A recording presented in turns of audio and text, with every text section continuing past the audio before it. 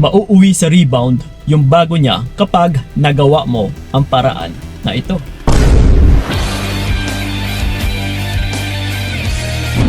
Yes. Kung narinig na ninyo yung salitang rebound or kung naranasan mo rin ito dati na kung bakit nagagawa ka na rebound ng isang lalaki. Dahil po sa gawain na ito, utol. So kung ipinagpalit ka man ng partner mo and ngayon meron siyang bago or kahit sabihin na natin na paulit-ulit ka na lang niloloko and nagkataon ngayon na habang pinapanood mo yung video na ito ay yun na nga, naloloko ka na naman ng partner mo. Oh no! So gusto mo ba na yung bago niya ay mauwi din sa pagiging rebound? Ito mga utol, mas mauuwi sa rebound yung bago niya kapag ginawa mo ang lahat-lahat. Oh. Pero I know, nagawa mo na ang lahat-lahat para sa kanya. Tama? 'Di ba? You did your best. Binigay mo lahat-lahat. Yung tipong isusubo mo na nga lang ay binibigay mo pa sa kanya. Binibigyan mo siya ng allowance, binibigyan mo siya ng motor, ng lahat ng mga nire-request niya ay yes, wala nang kahirap-hirap, binibigay mo kaagad sa kanya. And lahat na nga lang, pati pagmamahal, nabibigay mo na rin. Tama. So ngayon, kung nagagawa mo na ito, alam mo ba na hindi pa rin yan sapat? Kasi kulang pa yan, utol. Walang iba kundi mas mabibigyan lang ito ng impact na mas lalong mauuwi or iuuwi niya sa rebound yung bago niya dahil babalikan ka po ng partner mo. Yes. Pero yun na nga, no? Kulang pa din kasi yung nagagawa ninyo na binuhos mo na nga yung lahat-lahat, binigay mo na nga yung lahat-lahat, and isa nga ito sa nire-recommend ko din. Binigay mo na nga yung lahat-lahat pero bakit kulang pa din? Ano nga ba yung kulang? Ang kulang dito, utol, ay hindi ka kasi marunong huminto. Hindi ka marunong pumigil. Hindi ka marunong umatras. Yes, yan po ang kulang. No? Sa pagbibigay mo ng lahat-lahat ay sapat na po yan na katibayan na alam ng partner mo, na basang-basa na po yan ng partner mo na minamahal ka niya. Alam niya po yan, utol. Ikaw lang ito yung natatakot na buong akala mo is hindi niya ramdam na minamahal mo siya. Kaya ito, yung ginagawa mo, buhos ka pa rin ng buhos, pag-aaruga, paglalambing, pagmamahal, pati pera. No? Binibigay mo lahat-lahat sa kanya kasi ang buong akala mo ay hindi niya pa ramdam na minamahal mo siya.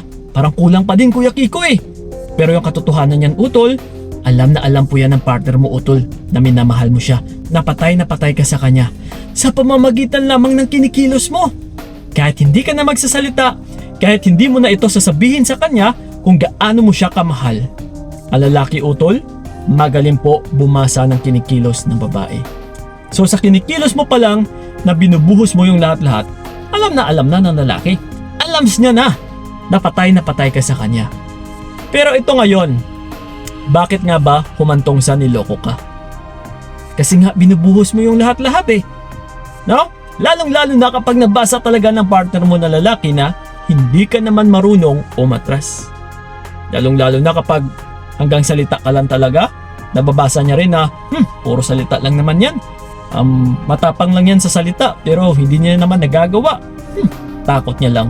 Yeah, may mga ganon. No, kumbaga pa, kung nag-uusap sila ng bago niya, is yun pa ang sasabihin nito.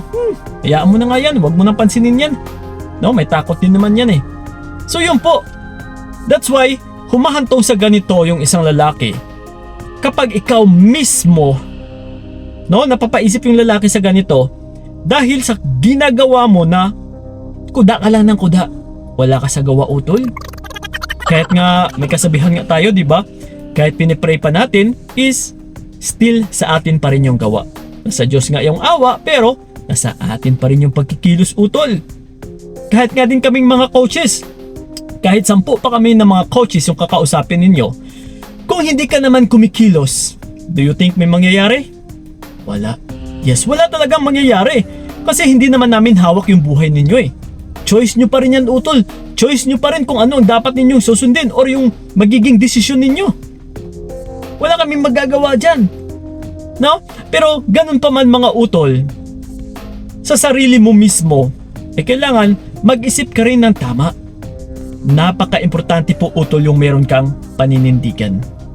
Tandaan nyo po yan, no? Paninindigan ang kailangan. Kapag may mga binibitawan kang salita, kailangan mo itong panindigan. Para dito makikilala ng partner mo or dito kanya mababasa na meron kang isang salita. So ngayon, instead na kampante yung mararamdaman ng partner mo, magkakaroon pa siya ng takot na, uy, nakatakot yung babaeng ito, lalong-lalo na kapag niloloko kasi may isang salita ito eh. So ngayon, instead na babalik pa ako or may babalikan pa ako is tiyak, mawawala talaga to totally. Kasi wala eh, hindi to mabiro eh. Yes, utol. So ibang-iba po. No, kasi kung ano na yung naka-registered sa isipan ng lalaki or nakatatak na parang ganun ka na nga, patay na patay sa kanya and hanggang salita ka lang naman, is yun at yun na po yung paniniwalaan naming mga lalaki. No, napatay na patay ka and wala, hanggang ano ka lang, hanggang kuda ka lang. Pero kung pinatatak mo sa partner mo na lalaki, na kahit sabihin pa natin na patay ka sa akin, pero may isa kang salita, kilalang kilala ka niya, naku, yung partner ko na yan, may isang salita yan, hindi yan mabiro, hindi yan basta-basta, hindi yan maloloko. Yes. So diba iba yung impact, utol.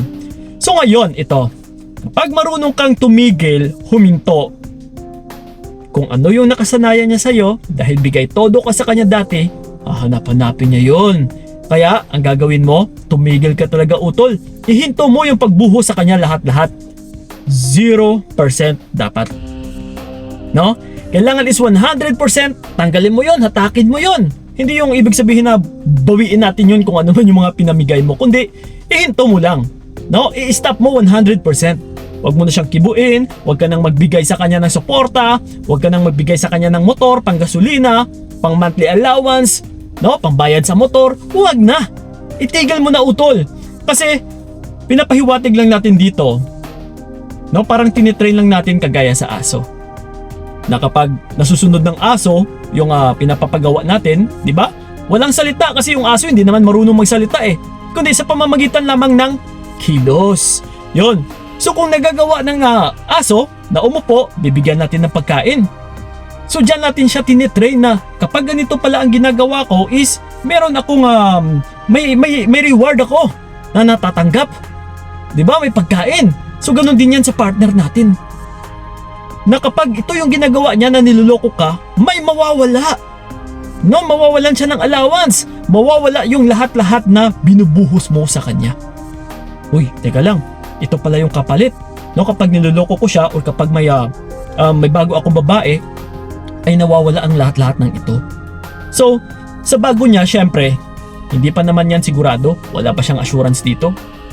So ngayon, ang gagawin niya, kaya may nauuwi or matatawag nating rebound dahil iiwanan niya to at saka babalik yan sa'yo, utol. Magpaparamdam po yan. Pero ganun pa man, sa bawat pagtanggap ninyo ay dyan din po mas lalong namimihasa yung isang tao. Ha? Doon pa lang kasi sa kilos niya na kahit isang beses ka pa lang niyang niloko, sablay na yun. Hindi na pwedeng tanggapin pa. Kasi nakagawa na siya ng kalokohan sa'yo eh. Kahit isang beses pa lang yan, utol. Copy? So yun po, mauuwi po yan sa rebound. Tiyak, kung yan ang gusto mong mangyari, na yan ang gusto mo or yan ang goal mo, na Kuya Kiko, gusto ko para maiwan or iwanan niya yung bago niya, gawin mo yung pinapapagawa ko sa'yo dito. Copy? So yun ang po mga utol, sana'y nakatulong yung video na ito, and then sa mga nais ako makausap one-on-one, i-PM nyo po ako sa aking FB page na Payong Kaibigan ni Kiko lang din ang pangalan. Okay? So sa mga naboboard dyan, sa mga nais lang ako makausap, sa mga walang trabaho, sa mga umiiyak, sa mga nalulungkot, PMS Dakilan po. Okay? So yun po, maraming salamat. So ingat kayo. God bless and babush!